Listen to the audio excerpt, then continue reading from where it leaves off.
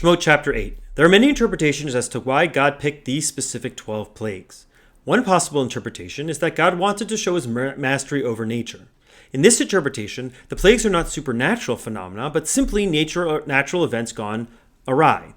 The initial plague of blood is created by a small imbalance in the Nile. Most likely, the introduction of an overgrowth of oxygen-consuming algae, something very, very tiny. That spreads, creating a blood-red coloration of the water. And with oxygen being removed from the water, the fish begin to die, as is mentioned in the pasuk. Next, the frogs that live in the water abandon their distressed natural habitat and spread across the land in the second plague. Unable to live in their natural habitat, the frogs die out quickly. Mounds of dead frog carcasses invite gnats and other small insects like lice to spread. Thus, the third plague of lice. The fourth plague, Arov, mentioned in chapter 8, is commonly translated as a swarm of wild animals. Alternative translations are swarms of flies, or, as Sforno suggests, snakes or other creepy-crawly creatures, due to the phrase in the pasuk, Im eincha mishalech atami hineni mashliach becha uvavadecha uvamcha uvavatecha et ha'arov umal'u batei Mitzrayim et ha'arov v'gam ha'adama asher hem aleha.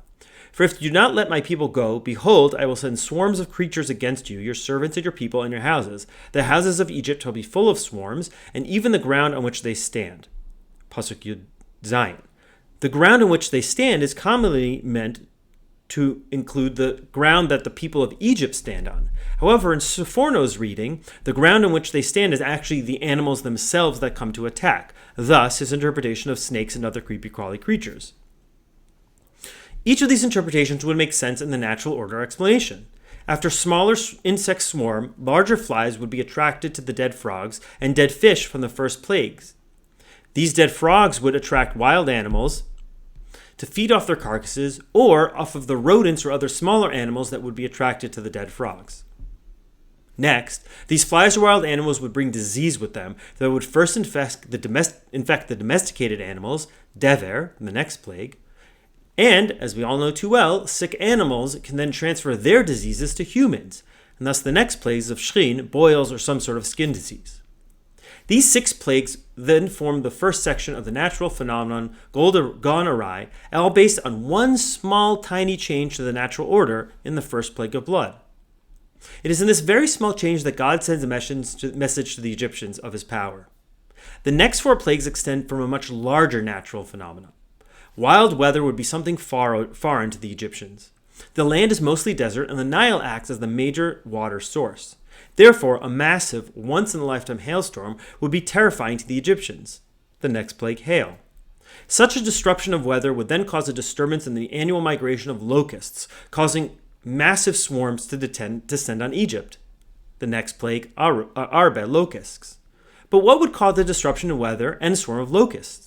Historically, volcanic eruptions hundreds of miles away have been known to affect weather and migratory patterns. The ash from the volcano would travel over the land of Egypt, affecting the weather, and thus potentially adding some sort of miraculous fire within the hail, then causing the disruption in the migratory pattern of the swarms of locusts, and finally the ash itself will darken the Egyptian sky, thus the next plague of darkness. The storm and locusts would have devoured and destroyed crops in the field, leaving only moldy old wheat stores available to the Egyptians. As a rule, the Egyptians would have fed their firstborn children first when there was little food left, based on their birthright. But the food that they would be feeding their firstborn children would be this diseased wheat, thus leading to death of the firstborn sons and the final plague. This plague narrative illustrates how small disruptions in natural systems can cascade into catastrophic consequences, a dynamic strikingly similar to climate change.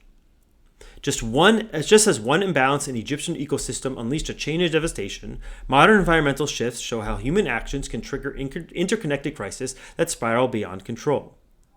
This is the true finger of God that the sorcerers see and what makes the plagues so terrifying. Simple magic cannot match the power of nature.